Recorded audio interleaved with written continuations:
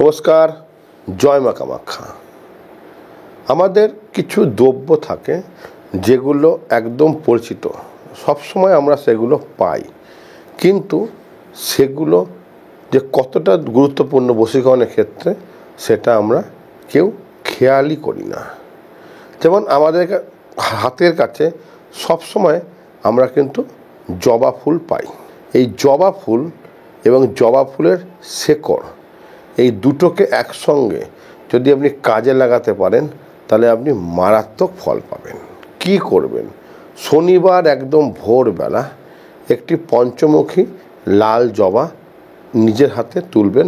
যখন সেটাকে ভোরবেলা কিন্তু সেটা থাকে কুড়ি অবস্থায়, সেই অবস্থায় তুলে নেবেন এবং ওই জবা ফুল গাছের একটু শেকড় আপনি এই মন্ত্রটা বলে তুলবেন, ওং ক্রিং ক্রিং হুং, যার নামে বশীকরণ করবেন তার নাম মে ক্রিং ক্রিং হুং ফট।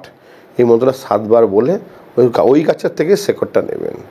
তারপরে দুটোকে একসঙ্গে নিয়ে আপনি আপনার বাড়ির কোনো নির্জন স্থানে বা ওই কালী মন্দিরের চাতালে গিয়ে বসবেন এবং শেকড়টাকে, ফুলটাকে ব্রহ্মকুণ্ডের জল বা মহাকুম্ভের জল বা গঙ্গা জল দিয়ে ভালো করে ধুয়ে একটু সিঁদুর মাখাবেন।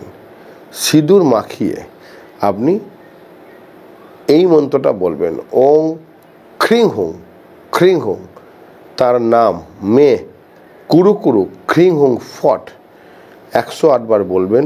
বলে মা কালী বা মা তারার পায়ে ওই জবা ফুলটাকে নিবেদন করবেন এবং ওই গাছের শেকড়টাকে, যদি আপনি পুরুষ হন তাহলে ডান হাতে লাল কাঠ দিয়ে বাঁধবেন, যদি মহিলা হন বাঁ হাতে লাল কাঠ দিয়ে বাঁধবেন। 7 দিন পর থেকেই দেখবেন আপনার মনের মানুষ আপনার কাছে পাগলের মতো চলে আসছে।